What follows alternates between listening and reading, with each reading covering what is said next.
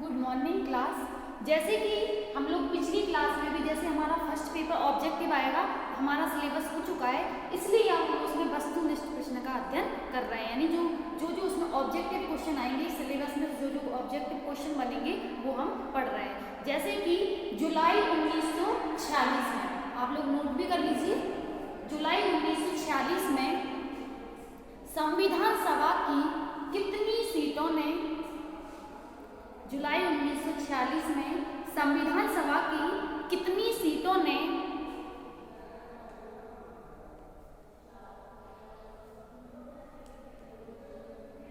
कितनी सीटों के चुनाव हुए, कितनी सीटों के चुनाव हुए। ठीक है, तो आपको चार ऑब्जेक्टिव आ जाएंगे, जैसे 208, दूसरा 209, तीसरा 290 और चौथा 296। ठीक है, तो इसमें कितनी सीटों का हुआ था? 296। ठीक है, जो 208 सीट थी वो थी कांग्रेस। किसकी थी? कांग्रेस।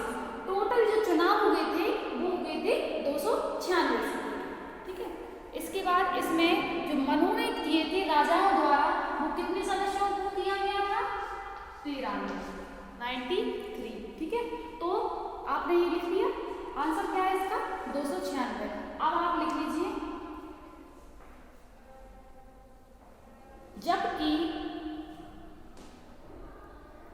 रियासतों से कितने सदस्यों को राजाओं द्वारा मनोनीत किया गया? रियासतों से कितने सदस्यों को मनोनीत किया गया?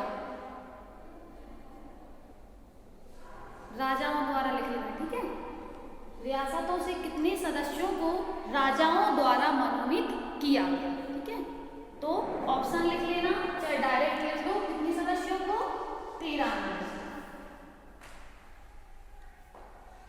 93 सदस्यों को मनोनीत किया गया था। नेक्स्ट क्वेश्चन लोगों, पहली बैठक, संविधान की पहली बैठक कब हुई?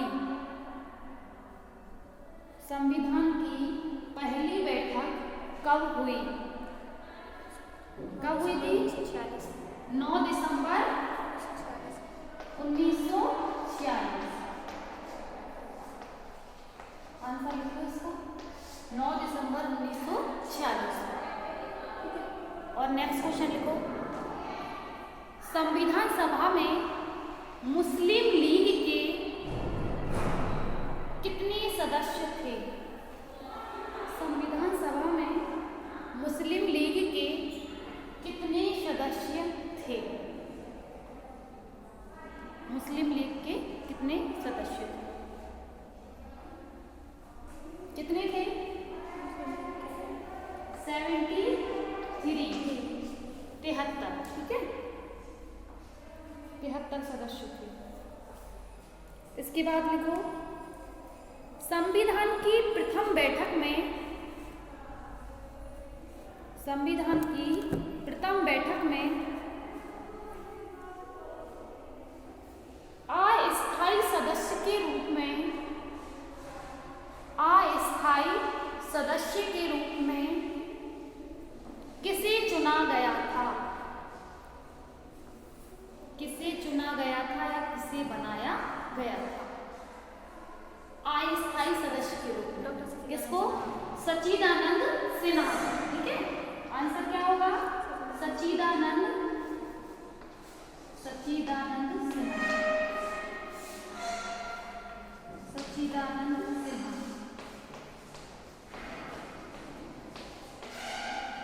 ठीक है, नेक्स्ट लिखो, प्रथम बैठक में, संविधान सभा की प्रथम बैठक में कितने सदस्यों ने भाग लिया था? संविधान सभा की प्रथम बैठक में कितने सदस्यों ने भाग लिया था? कितने सदस्यों ने लिया था? 211। कितने सदस्यों ने? 211।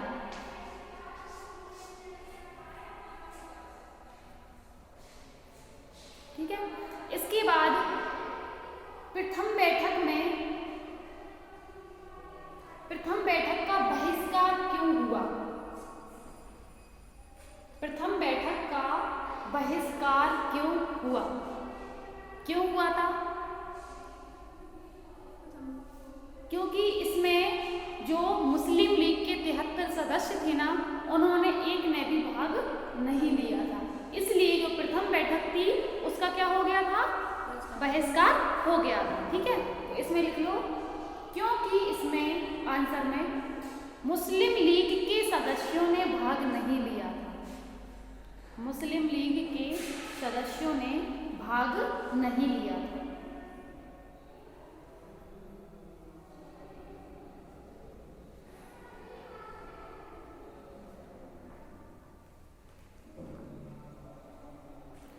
अब नेक्स्ट क्वेश्चन लिखो, संविधान सभा की द्वितीय बैठक कब हुई? संविधान सभा की द्वितीय बैठक कब हुई? कब हुई थी? 11 दिसंबर 1946 को। 11 दिसंबर 1946 को द्वितीय बैठक हुई थी।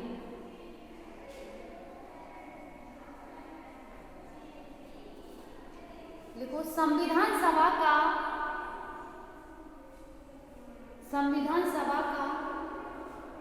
स्थायी सदस्य या अध्यक्ष किसको चुना गया? स्थायी अध्यक्ष या सदस्य किसको चुना गया? डॉक्टर राजेंद्र प्रसाद को। किसको चुना गया था? डॉक्टर राजेंद्र प्रसाद को। ठीक है, इनको स्थायी सदस्य के रूप में चुना गया था या इनको अध्यक्ष के रूप में चुना गया था। ठीक है, इसके बाद ये डॉक्टर राजेंद्र प्रसाद ही क्या थे? हमारे प्रथम राष्ट्रपति भी थे। तो आपके लिए क्वेश्चन नेक्स्ट लिख लो, प्रथम राष्ट्रपति कौन थे? प्रथम राष्ट्रपति कौन थे और अधिक समय तक भी यही रहे थे? ठीक है, प्रथम राष्ट्रपति कौन थे? डॉक्टर राजेंद्र प्रसाद।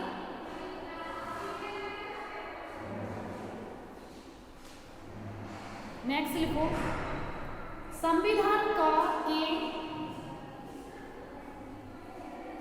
सभा के उपाध्यक्ष कौन थे? संविधान सभा के उपाध्यक्ष कौन थे? कौन थे? H.C. मुखर्जी। कौन थे? H.C. मुखर्जी।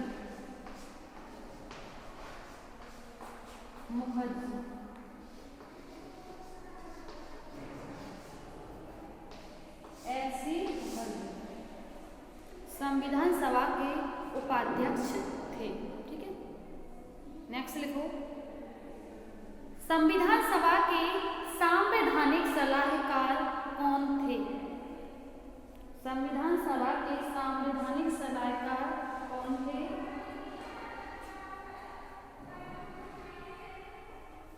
संविधान के संवैधानिक सलाहकार कौन थे? B.N. Rao. B.N. Rao. B.N. Rao. ठीक है, ये कौन थे? संविधान सभा के संवैधानिक सलाहकार। ठीक है, इसके बाद नेक्स्ट लिखो, उद्देश्य प्रस्ताव को किस बैठक में प्रस्तुत किया गया या कब किया गया? ठीक है, उद्देश्य प्रस्ताव को किस बैठक में प्रस्तुत किया गया या कब प्रस्तुत किया गया? एक ही बात है। ठीक है, तो इसको कौन सी बैठक में किया गया था? तीसरी बैठक। कब हुई थी तीसरी बैठक? 13 दिसंबर 1946 को हुई थी। इसमें ही उद्देश्य प्रस्ताव को क्या किया गया था? प्रस्तुत किया गया था। किसके द्वारा किया गया था? ये डॉक्टर राजेंद्र प्रसाद, पंडित जवाहरलाल नेहरू। लिख लो ब्रैकेट में, किसके द्वारा किया गया था? पंडित जवाहरलाल नेहरू के द्वारा उद्देश्य प्रस्ताव को प्रस्तुत किया गया था।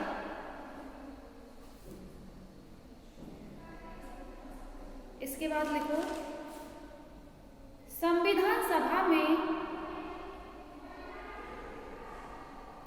उद्देश्य प्रस्ताव को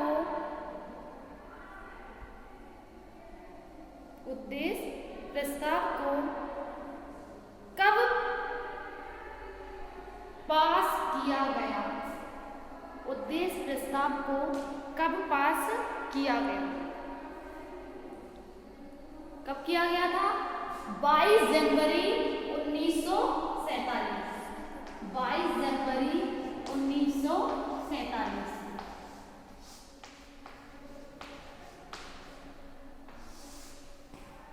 22 जनवरी 1947 को क्या किया गया था? उद्देश्य प्रस्ताव को पास किया गया था।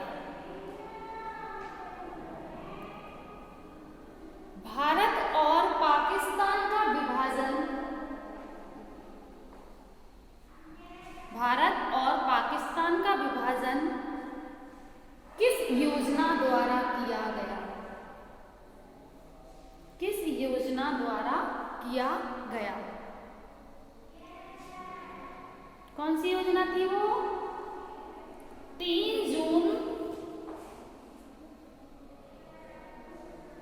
जून नहीं, मार्च 1947 डिक्की वाइड योजना।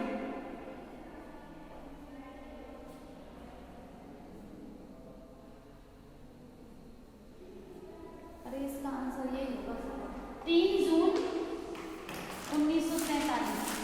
सही है ये वाला, माउंटबेटन योजना के द्वारा। मतलब जो ये थी ना मार्च 1947 डिक्की वाइड योजना, इसमें जो माउंटबेटन था ना वो अपने भारत देश को छोटे छोटे देशों में विभाजित करना चाहता था, ठीक है। लेकिन जब 3 जून 1947 माउंटबेटन योजना थी, उसके तहत भारत और पाकिस्तान का क्या हुआ था? विभाजन हुआ था। तो आप लिखो 3 जून 1947 माउंटबेटन योजना के तहत। 3 जून 1947 माउंटबेटन योजना के तहत, ठीक है। अगर आपसे डेट अलग से भी पूछ ले कब हुआ था, तो 3 जून 1947 को। ऐसा भी पूछ सकता है, इसमें डबल क्वेश्चन के आंसर है, ठीक है। एक ऐसा भी पूछ सकता है किस योजना के तहत किया गया, तो माउंटबेटन योजना के तहत, ठीक है। तो भारत पाकिस्तान का विभाजन हुआ था। सारे क्वेश्चन संविधान से ही हो गए पूरे, तो यही तो है, इसी में तो क्वेश्चन आएंगे आपके।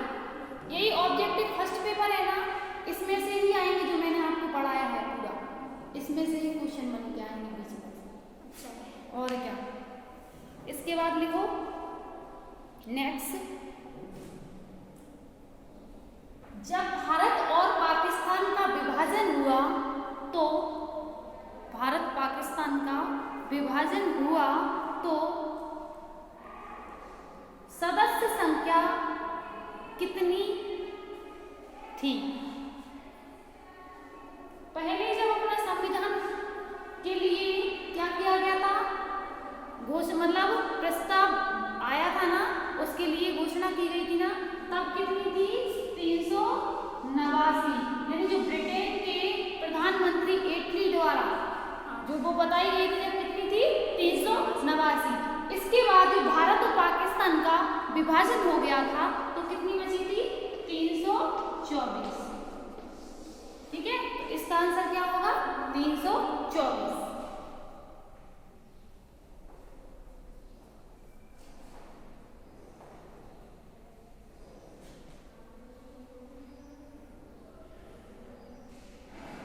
देखो भारत को स्वतंत्रता किस अधिनियम के तहत मिली? भारत को स्वतंत्रता किस अधिनियम के तहत मिली? किस अधिनियम के तहत मिली? 18 जुलाई 1947, ठीक है। 18 जुलाई 1947 के अधिनियम के तहत। इसमें ही वो जॉर्ज 6 थे ना, ब्रिटेन ब्रिटेन के उन्होंने क्या किया था, हस्ताक्षर किया था, और जो ब्रिटेन की पार्लियामेंट थी ना उसने भी उसको पास कर दिया था। तभी हमारे इसी अधिनियम के तहत भारत को क्या मिली थी, स्वतंत्र। और भारत स्वतंत्र कब हो गया था, 15 अगस्त 1947। ठीक है, लेकिन इस अधिनियम के तहत ही अपने भारत को स्वतंत्रता मिल गई। ठीक है, इसके बाद हम लोग जो नेक्स्ट समितियां हैं ना उसको नेक्स्ट क्लास में पढ़ेंगे, किसकी कौन कौन सी समितियां हैं। समितियां में से भी काफी क्वेश्चन आते हैं कि ये जो प्रारूप समिति है वो किसकी है, उसके अध्यक्ष कौन है, कब हुई। ठीक है, ऐसे टाइप में आपको क्वेश्चन आएंगे, वो नेक्स्ट क्लास में पढ़ेंगे।